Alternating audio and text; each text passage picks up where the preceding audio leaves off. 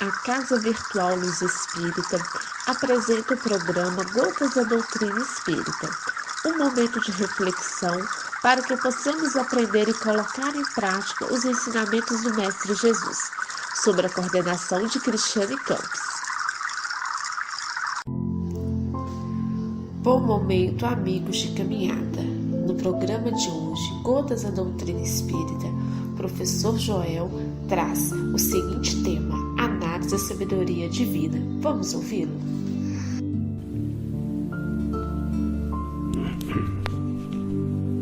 Prosseguindo ainda nas considerações um pouco mais a respeito da nossa trajetória evolutiva pela qual nós precisamos adquirir as condições necessárias para termos uma visão de Deus, é preciso que digamos que, sendo este ente supremo a essência divina por excelência, somente os espíritos que atingiram o mais alto grau de evolução podem percebê-lo. Pelo fato de os espíritos imperfeitos não verem a Deus, não significa que eles estejam mais distantes de Deus do que os outros.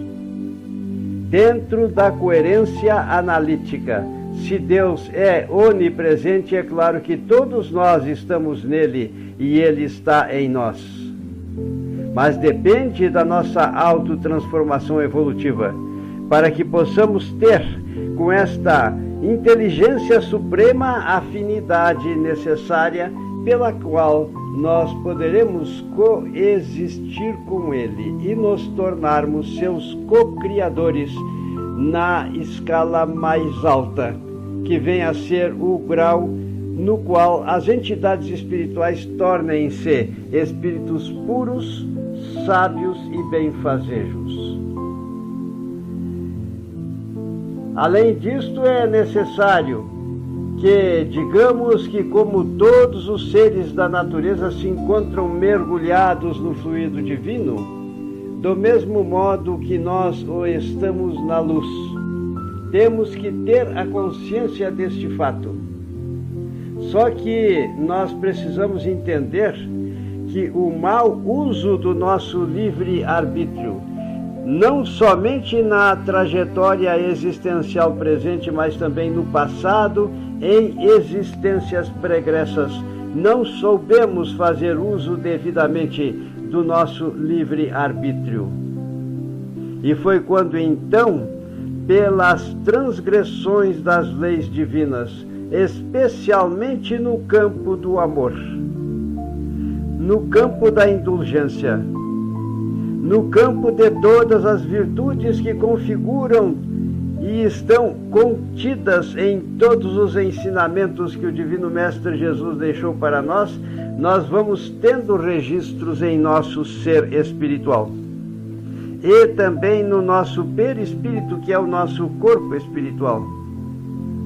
E estas imperfeições é que são os obstáculos para que possamos ter a visão necessária desta entidade divina, suprema, causa criadora de todas as coisas que existe tanto na dimensão da matéria quanto na dimensão espiritual. Quando este nevoeiro que configuram as nossas imperfeições estiverem dissipados, então nós iremos enxergar o sol resplandecente.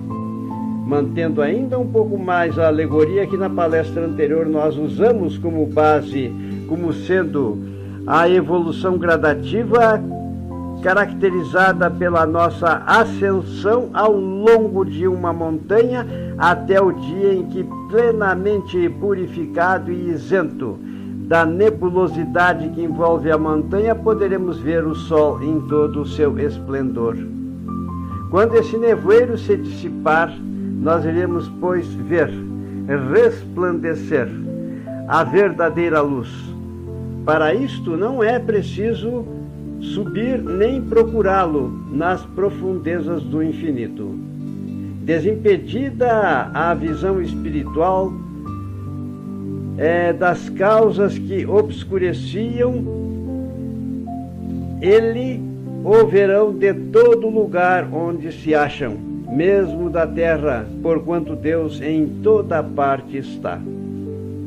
Percebam, pois, meus irmãos, que nós estamos aqui figurativamente falando da necessidade do nosso autoaprimoramento.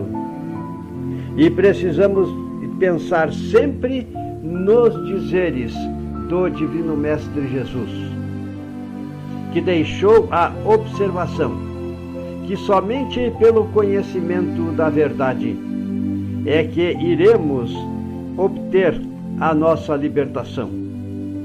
Todavia, é necessário que não entendamos tão somente as imperfeições como sendo as transgressões feitas por nós em existências pregressas no mau uso do nosso livre-arbítrio. É necessário que entendamos que as outras formas evolutivas que configuram a sabedoria e o poder criativo,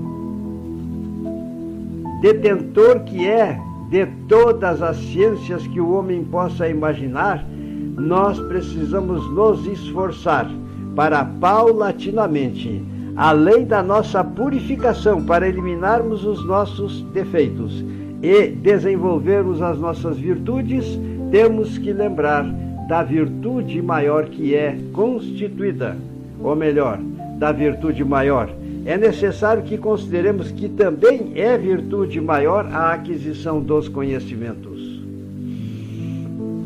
Percebam os erros todos que nós, em existências pregressas, cometemos e que são configuradas pela história da humanidade, os erros abomináveis que cometemos, simplesmente porque éramos ignorantes e procurávamos interpretar ao pé da letra os ensinamentos, que de forma simbólicas foram deixados, sim, para a trajetória evolutiva do homem, não só no campo do saber, mas também no campo da evolução espiritual. Então, é preciso que entendamos, o nosso corpo é um verdadeiro alambique, em cujo fundo deixa de cada vez algumas impurezas. Quando nós abandonamos esse invólucro corpóreo, os espíritos não se despojam instantaneamente de suas imperfeições. Razão porque, depois da morte, ainda não veem a Deus, mais do que ouviam quando vivos. Mas, à medida em que se depuram, que quer dizer, aperfeiçoam-se, transformam seus registros deletérios em virtudes configuradas não somente pelos aspectos vários do bem, e que Cristo nos deixou referenciais de aprendizado na sua trajetória terrena, mas também precisamos crescer em conhecimento.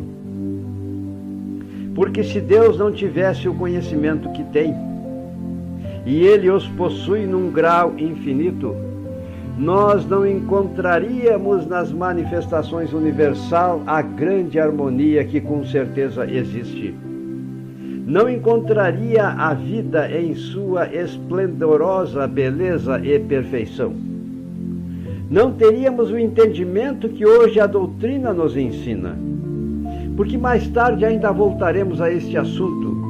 Quando a matéria orgânica é constituída, é preciso que tenhamos a visão de que a doutrina nos ensinou e nós tomamos como base este ensinamento, que é quando a matéria orgânica esteja formada, o princípio vital une-se à matéria orgânica e ela torna-se então um ser vivo. Na sua maior simplicidade, conforme cientificamente também teremos a oportunidade de observar. Na mensuração do tempo temos conhecimento, com base científica que há cerca de 3,6 bilhões de anos ou mais aconteceu o aparecimento dos primeiros seres vivos no planeta Terra. e a comprovação dos mesmos estão presentes nos estudos que foram feitos nas formações chamadas estromatólitos. A formação da atmosfera primitiva não tinha condições compatíveis com a vida. No entanto, posteriormente, ao longo de um tempo muito longo, foi se constituindo as condições necessárias para que dos heterótrofos surgissem os autótrofos, que nada mais são do que as algas, os fitoplânctons existentes nos oceanos e que estavam já presentes a partir de uma certa época evolutiva no oceano primitivo. E foi assim que então a atmosfera primitiva, inóspita para a vida, adquiriu as condições por meio de atividade fotossintetizante, por estes seres vivos que, através de mutações, adquiriram as condições e passaram a ter na sua estrutura a clorofila. E através dessa atividade fotossintetizante, ao longo dos milhares e milhares de anos, o oceano ficou enriquecido de oxigênio. E uma vez saturado este oceano primitivo com este gás, ele começou a expandir-se. E nestes termos formou-se a atmosfera primitiva, a atmosfera de hoje. Percebam, meus irmãos, nós aqui estamos analisando os fatos, porque na verdade, dentro de um embasamento científico, exatamente isto que estamos dizendo aconteceu. Já citamos em outras palestras o trabalho feito por espíritos evoluídos que vieram à Terra trazendo o seu saber e fizeram propostas científicas, as quais, após um certo tempo, longo prazo ou pequeno prazo, foram demonstradas cientificamente como verdadeiras. Então, percebam estas ponderações. Examinemos os mecanismos do crescimento dos vegetais. Examinemos o fato de que o DNA nuclear das células vegetais apresentam a mesma composição, com variações, é claro, que tornam os vegetais, dentro do plano divino, os precursores das formas vivas, inclusive as mais evoluídas, até o grau do Homo sapiens. E esse DNA nuclear praticamente é o que rege as manifestações da vida. Nós poderíamos, através de muito tempo, prosseguir ainda falando, mas concluiremos aqui para entendermos que, através da ciência, da filosofia e da religião, nós iremos paulatinamente percebendo que Cristo veio à Terra e a profecia desse Divino Mestre concretizou-se. E nesta concretização estamos vivenciando a doutrina do Consolador Prometido. Já num estágio, pensamos nós, em toda a nossa humildade, de acordo com as transformações e aquisição de conhecimentos, que fazem parte da gênese, as predições e os milagres, para que o percurso de nossa trajetória evolutiva possa acontecer.